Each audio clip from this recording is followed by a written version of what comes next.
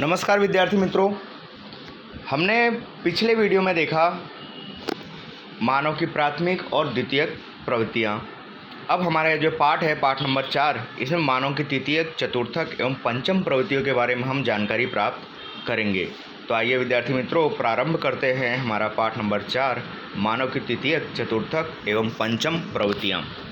विद्यार्थी मित्रों, अपने परिवार में कोई बीमार पड़ता है तब हम डॉक्टर के पास ले जाते हैं, तो कभी अस्पताल ले जाते हैं। विद्यालय में शिक्षक आपको पढ़ाते हैं। जब कोई विवाद उत्पन्न होता है तब कानूनी सलाह के लिए वकील के पास जाते हैं। इस तरह डॉक्टर, वकील, शिक्षक, पथदर्शक आदि ऐसे व्यवसायी हैं जो निश्चित रकम लेकर अपनी सेवाएं प्रदान करते हैं। इस प्रकार की सेवाओं में किसी चीज़ वस्तु का उत्पादन नहीं होता, इसलिए उत्पादन प्रवृत्ति से ऐसी सेवा प्रवृत्ति अलग है। मानव को दी जा सके ऐसे सेवाओं को तृतीयक सेवाएं कहते हैं। मतलब कि ऐसी सेवाएं जिसका उत्पादन ना किया जा सके बल्कि व्यक्ति को दी जा सके। कोई चीज़ वस्तु का उत्पादन नहीं होता हो बल्कि मानसिक तौर पर व्यक्ति को मानसिक तौर या तो शारीरिक तौर पर उसको दी जाती हो, वो सेवाएं तृतीयक सेवाएं कही जाती है। तृतीयक सेवाओं में डॉक्टर, वकील, शिक्षक, पथदर्शक का बहुत ही बड़ा योगदान देखने को मिलता है।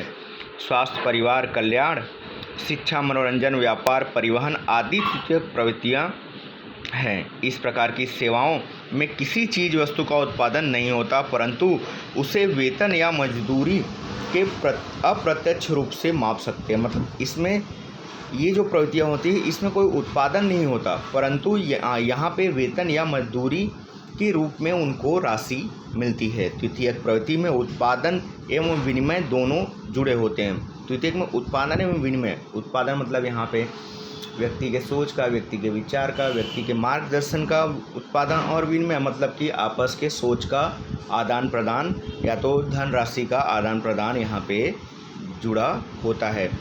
उत्पादन कार्य के सेवाओं की प्राप्ति समाविष्ट है जिसका उपयोग होता है। विनिमय अंतर्गत व्यापार, परिवहन एवं संचार संबंधित सेवाएं जुड़ी होती हैं जिनका उपयोग अंतर के परिबल को प्रभावी बनाने में होता है। द्वितीयक एवं तृतीयक प्रवृत्तियों के बीच मुख्य अंतर यह है कि यहाँ उत्पादन तकनीकी, मशीनरी एवं फैक्ट्री द्वारा होने वाली प्रक्रियाओं की अपेक्षा कारीगर की विशिष्ट गुणवत्ता, निपुणता, अनुभव एवं ज्ञान पर निर्भर है। मतलब कि यहाँ पर उत्पादन के लिए तकनीकी, मशीनरी एवं फैक्ट्री द्वारा होने वाली प्रक्रियाओं की अपेक्षा कारीगर की विशिष्ट निपुणता, उसका अनुभव और ज्ञान बहुत ही जरूरी होता है।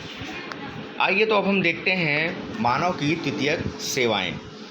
संपूर्ण विश्व में उदारीकरण एवं निजीकरण के परिणाम स्वरूप औद्योगिक क्षेत्रों के कद एवं भूमिका दोनों में वृद्धि हुई है। फिर भी सरकार ही सबसे अधिक लोगों को रोजगार देती है, क्योंकि वह लोगों को संरक्षण, शिक्षा, स्वास्थ्य, सफाई, कल्याण, परिवहन सुविधाएं एवं कानूनी व्यवस्था जैसी अनेक प्रकार की सेवाएं सार्वत्रिक रूप से प्रदान करती है।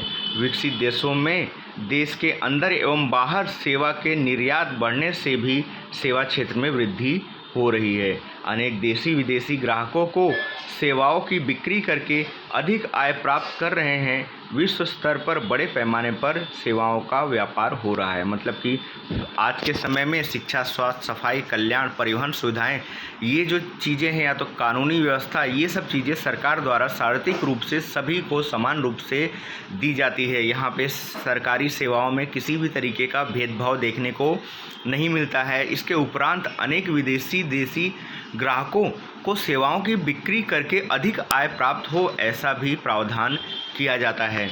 विश्व स्तर पर बड़े पैमाने पर सेवाओं का व्यापार देखने को मिलता है। सेवाएं आर्थिक विकास के लिए अधिक महत्वपूर्ण है। स्वास्थ्य एवं परिवार कल्याण, शिक्षा, मनोरंजन, वाणिज्य की सेवाएं, परिवहन आदि प्रवृत्तियां सेवाओं के साथ संबंध रखती है।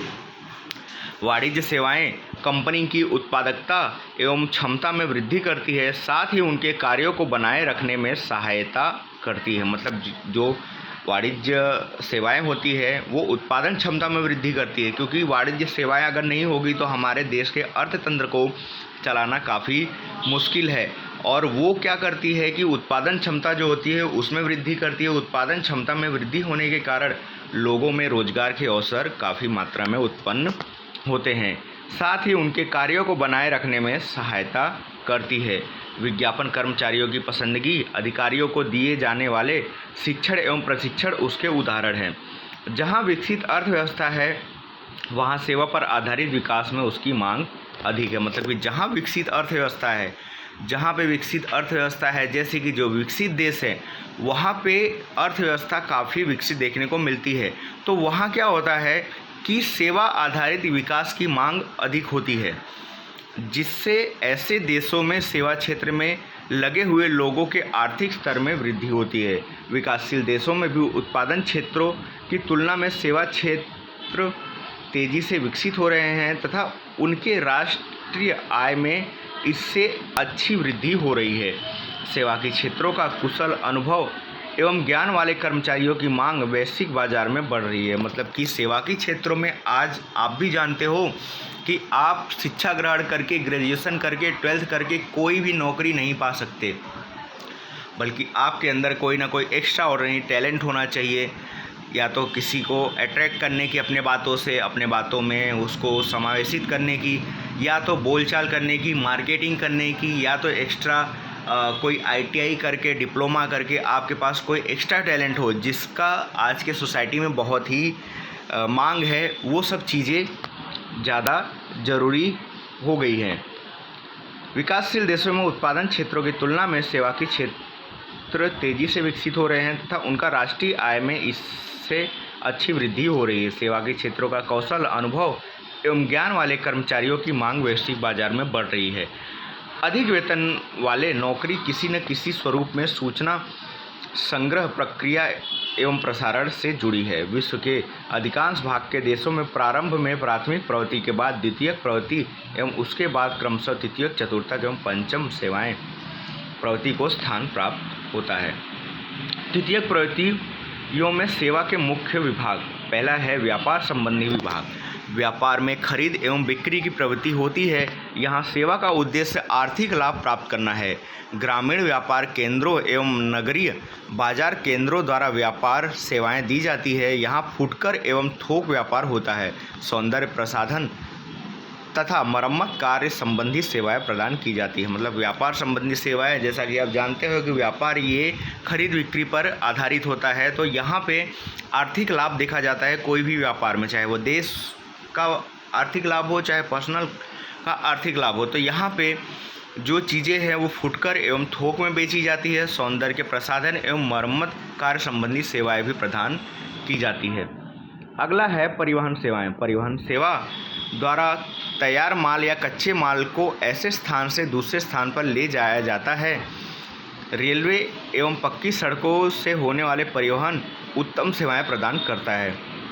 इसके अतिरिक्त आंतरिक, अंतर्राष्ट्रीय हवाई मार्ग एवं जल मार्ग भी परिवहन सेवाएं प्रदान करती है। वैश्विक व्यापार में भी ये दोनों ही मार्ग खूब महत्वपूर्ण सिद्ध हुए हैं। परिवहन सेवाएं, जैसा कि आप जानते हो कि एक माल दूसरी जगह ले जाने के लिए उसके लिए परिवहन, चाहे वो रेलवे के रूप में हो, चाहे वो रोड परिवहन के रूप में हो, चाहे वो हवाई मार्ग के रूप में हो, चाहे वो जल मार्ग के रूप में हो, ये सब सेवाएं भेजने के लिए या एक दूसरे को आदान प्रदान करने के लिए ये सब परिवहन का बहुत ही महत्वपूर्ण योगदान देखने को मिलता है। तो विद्यार्थी मित्रों, आज के इस वीडियो में इतना ही। अगले वीडियो में हम देखेंगे जनसंचार सेवाएं, मनोरंजन सेवाएं, वाणिज्यिक सेवाएं, स्वास्थ्य एवं शिक्षा की सेवाएं। तो आज के लिए इतना ही। धन्यवाद।